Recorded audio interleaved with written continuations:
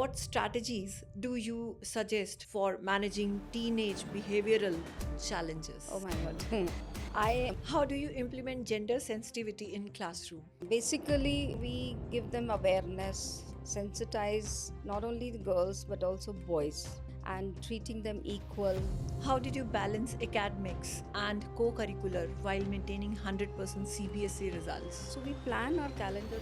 Kindly share your thoughts on self-publishing AI platform Book Aluza and how is it beneficial for children? Children are really lucky that this platform has come up where they can hone their talent and try their skills, mainly in their creative writing and all. And so it's a wonderful platform. You often say we must teach what the child needs. How can a teacher truly identify the need? This issue is actually a very serious issue. If it is ignored, then the child really gets neglected. And What would your reaction be if a kid asked you to join their Instagram reel dance challenge? oh my God.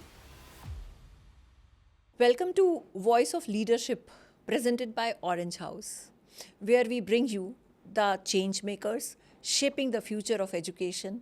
Today, we are joined by a powerhouse of passion and purpose, Miss Sushma Punia. With over 3 decades of experience from founding institutions to mentoring principals, she is not just an educationist, she is movement. So, without taking much time, let us get started. So, welcome, Sushma ma'am, to the Voice of Leadership podcast. So, we are starting the podcast, and my first question is what inspired you to step into the world of education? First of all, I'd like to thank you, Dr. Richa, and the Orange House publication for providing me and inviting me for this podcast. It's a real great opportunity to speak something on myself, something on education, something on this Orange House. Yes. So the first question that you raised was that how did I enter into the education sector? Yes. So every beginning has a story. Yes. I never thought that I will be in education. I had dreamed of going into medical field. Okay. However, the circumstances had made me to enter into this field, and I started my career as a nursery teacher in one of the Okay. play schools. And somehow, I developed that passion. I could see the sparkle in the eyes of the children, the chirping faces, and I felt that these children really need us because they are going to be the future of the country, the world. So, who's going to guide them and give them the direction? So, teachers play a very important role there. Yes. So, I felt that this could be a very noble profession where I can contribute something for the society. And this is how I started my journey. And it started from, a very low level, low grade Junior teaching, classes. teaching, and then moving on, like moving on the ladder, and slowly and steadily I'm here, and I am able to, see that there's a whole lot of difference in the education sector since the time I have taught. It has been around, maybe 28 to 30 years in this field. That's great. Long journey. Yeah, long journey. How did your background in zoology shape your perspective as an educator? Yeah, I have done my post graduation in zoology, and that is actually study of animals. Yes. Botany is study of plants, and Plants. zoology is study of animals. So studying the living forms right from the minutest of living form, maybe unicellular, Yes. to multicellular, and wide variety of animals which we don't even see also around. So I felt that it is necessary for the students to be sensitized about the living animals, that how important they are in order to maintain the harmony in the living system and maintain a balance. So we need to protect them, we need to take care of them, we need to ensure that they all are Living alive, beings, and yes. they survive and they thrive, and as long as they are there, the human beings are there. Otherwise Yes. it will be difficult. Kindly share your thoughts on self-publishing AI platform Book Aluza and how is it beneficial for children? Well, it's a wonderful platform, wonderful. Like it was never there during our days, and these children are really lucky that this Yes. platform has come up where they can hone their talent and try their skills, mainly in their creative writing and all, and expect that whatever they write that is read by others through this Bookalooza. So it's a wonderful platform, and I always promote it. And I'm lucky that Divit has, from BLS World School, he has come up with this book, and many children are being inspired by this. And they are definitely, during this summer vacations, we have given this task to our students, so they are going to come up with It can different, be yeah, like a they're homework, coming up holiday with homework. different stories. Yes. And whichever best we feel, we will definitely promote that. Okay. So, what does child centered learning mean to you? Child centered learning is very, very important. Earlier, the traditional mode of teaching learning was teacher centric, where the teacher was, just teaching, teaching. It was a one way process. Now, with child centered, it is a two-way process. And basically, all the teaching, methodology, planning, execution, everything is focused on the child centric approach. We have variety of children in the class, and it is not necessary that through only one teaching methodology everyone will understand.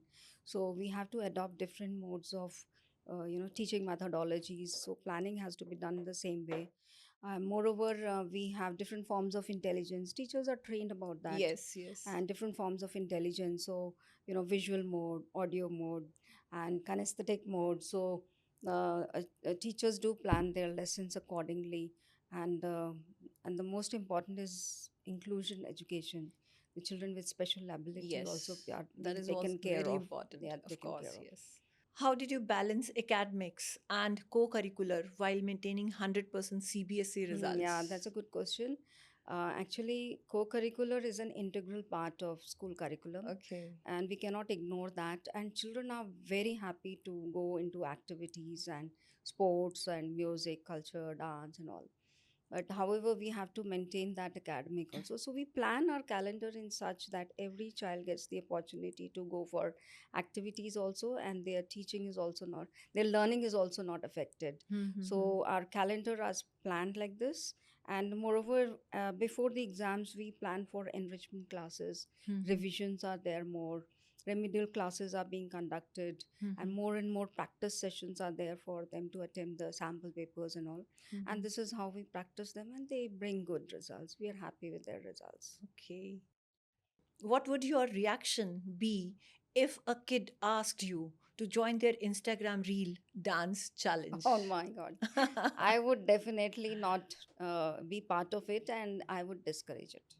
You ask me Okay. why? Because what I am observing amongst the teenagers and the children, the small age only, they are hooked to the screen. They're Yes. hooked to social media. And as a result, they are not, guided properly, and their energy is drained out. They're not focused in their academics, and they ignore their health. And they may say that they have a good friend circle on social media, but this is all virtual. They Yes. don't have real friends. They don't have true friends, rather. Yes. And this is how they are, it is making it more isolated.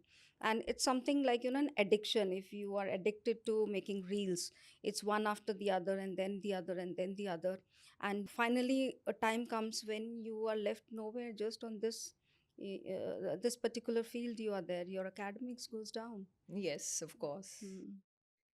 If you had a superpower in school, what would it be? It's connected to the same question Okay. previously. Like, if I would have some mantra, then I would definitely use it for, discouraging the children from being hooked to social media, Social and, media. bring out the positivity amongst them, because into the social media, they are becoming a little negative. A negative approach is there. Like, you know, I may not say that it is absolutely, wrong to be tech savvy, but definitely, these children needs guidance, and there's nobody to guide them. And they think that, they are more advanced by doing so, and they think that, without this they will not be able to, prove themselves, and they won't be able to compete. And this is the most priority in the present scenario. So this misconception, That has to go If you away. get a power, you would So remove it. definitely, definitely. So, my next question is, what is the most unexpected gift you have ever received from a student? My most unexpected gig are quite many, but one of the most which I like is the pencil sketch a child made of me, Your portrait. my portrait, and she presented me on my birthday. Okay, So wonderful. I was looking very realistic. I was Mm. surprised to see that. She is a quite artist, and uh, moreover, whenever I'm in corridor, I may not be knowing any children, but they just come, especially from the small classes. They come and hug me, "Ma'am, you're the best principal." So that also is a reward for me. It comes Yes, as a surprise. yes. If schools had a reality show, what would be your tagline? Uh, Looking into David's talent, I would say BLS got a talent. BLS got talent. BLS got talent. Talent. Okay. Yes. So you will nurture, first of all, you will explore the talent and then you will nurture the talent in Yes, BLS. definitely. We need to identify the interests, talents, and the skills which individual child has, and would like to, promote that. And they must Okay. come up with their Okay. talent one by one. What is the funniest spelling error you have seen in a student's exam? Uh, Student exam. Basically, in application when they bring to me, so they do make spelling errors in that. Like my own name, they'll instead of Sushma, they'll say Susma. Or a principal, they'll write instead of PL, they'll write principal. PLE. So If you had a rename the staff room, what fun name would you give it? it would be staff deluxe center. Staff? Deluxe center. Okay. So because they enjoy there, they do chit chat, they have a coffee, they have some grub, and they talk. That's a relaxing room for them. Yes. The most favorite corner of the building for a teacher is that Yes. comfort zone which we provide them in the staff room. Yes. How do you implement gender sensitivity in classroom? Yes, that is also important because basically, we give them awareness, sensitize not only the girls but also boys. So, sensitizing boys is more important, and treating them equal, giving Yes. them opportunity, even the girls and boys, equal opportunities, whether it is a sports or any activity which they come across. It's just not limited that this task will be done by boys or this will be done by girls.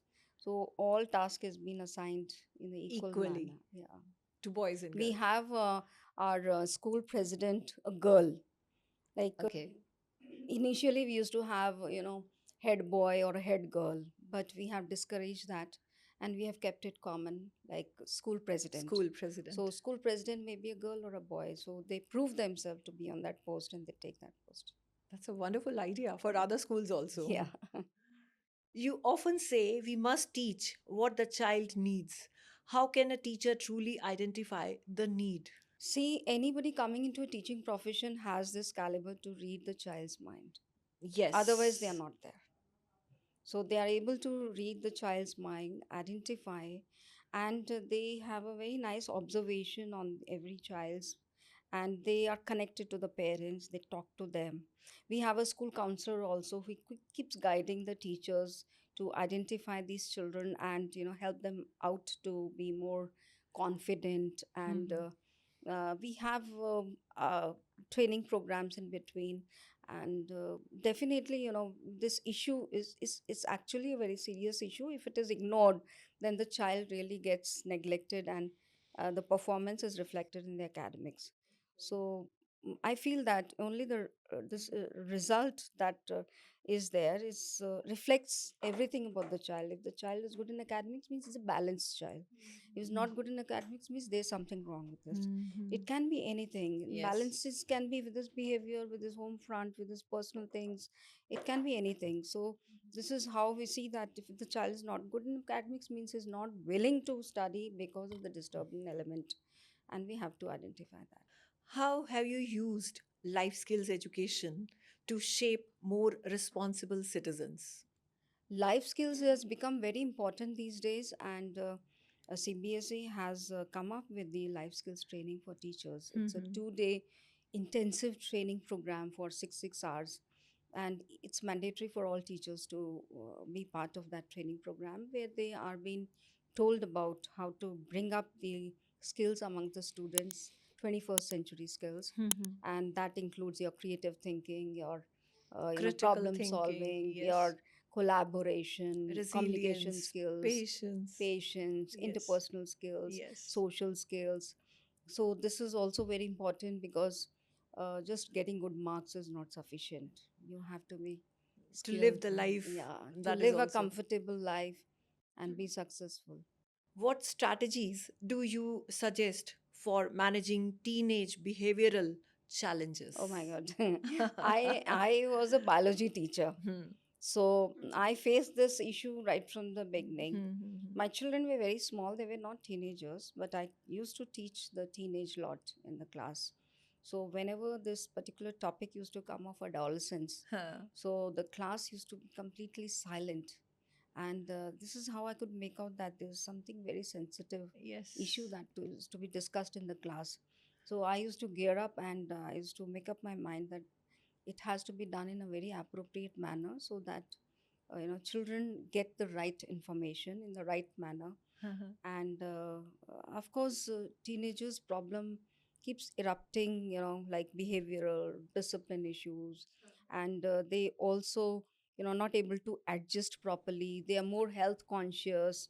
And of course, you know you may say those abusive, they bully each other, getting more into social media, substance abuse is there. So Yes. all these things, at this particular age, it catches amongst the students. It's very much prominent. So we are quite careful, keenly watching them, and especially our senior teachers, we tell them be careful about each and every, check their bags regularly, check their pockets. And we have to make them comfortable, give them the counseling sessions if they are mentally disturbed.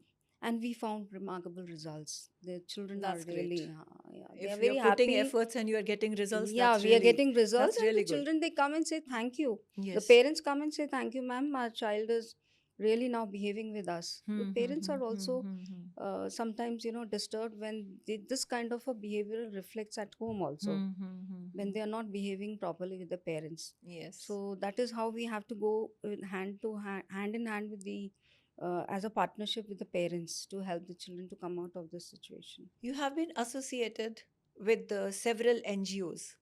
How do schools play a role in community welfare? Community service is also very important in the students' life. We have to teach them. I have been part of Helpage India, Search Foundation, and other NGOs.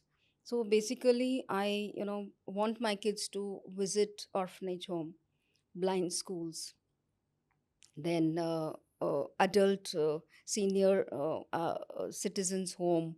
And I promote them that charity services or donating things to the underprivileged lots, and even going ahead teaching them, Mhm, taking out their personal time and going ahead and teaching them. mhm. So the children, one or two, have come forward, they have taken classes on voluntary basis in parks.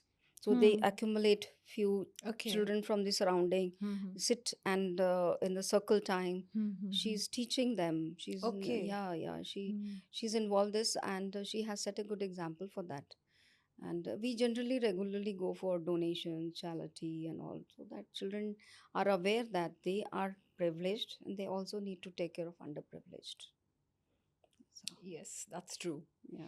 So, ma'am, we are coming to the one word answers Okay. questions. So, it's almost like a rapid fire round. Mm, So, you have to give the answer in one word now. okay. Leadership, Power to change, discipline, self control, teaching, educating, teenagers, adolescence, Monday mornings, refreshing day, report cards, reflective index, innovation, startups, exams, assessments, awards, appraisals, coffee or tea, tea, Zoology, Life sciences, staff meetings, place to meet and greet.